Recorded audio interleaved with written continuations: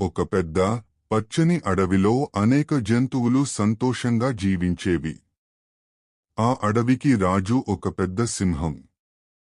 అది చాలా బలంగా ఉండేది. కాని ఆ సింహం చాలా గర్వంగా ప్రవర్తించేది. చిన్న జంతువులను చూసి, నేనే అడవికి రాజు, నా ముందు అందరూ భయపడాలి అని గర్జించేది. ఒకరోజు సింహం పెద్ద చెట్టు కింద నిద్రపోతుండగా ఒక చిన్న ఎలుక అటుగా వెళ్తూ పొరపాటున సింహం మీద పరుగెత్తింది. సింహం కోపంగా లేచి ఎలుకను తన పంజాలో పట్టుకుంది.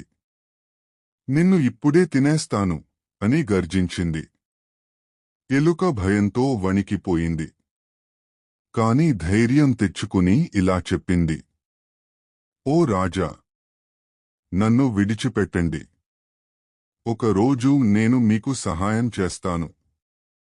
సింహం పెద్దగా నవ్వింది. నువ్వు చిన్నదానివి, నాకు నువ్వు ఏం సహాయం చేస్తావు అని ఎగతాళి చేసింది.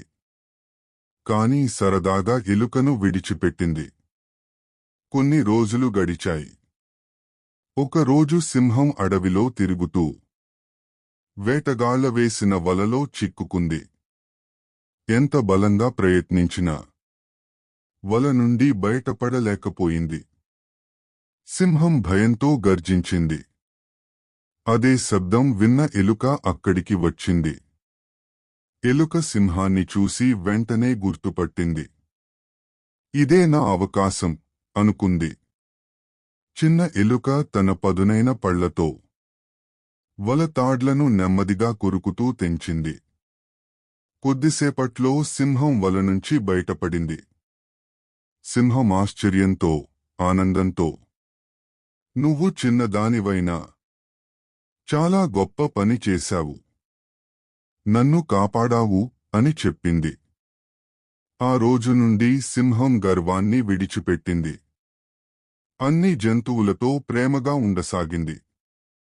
నీతి, మోరల్: ఎవరూ చిన్నవారు కాదు.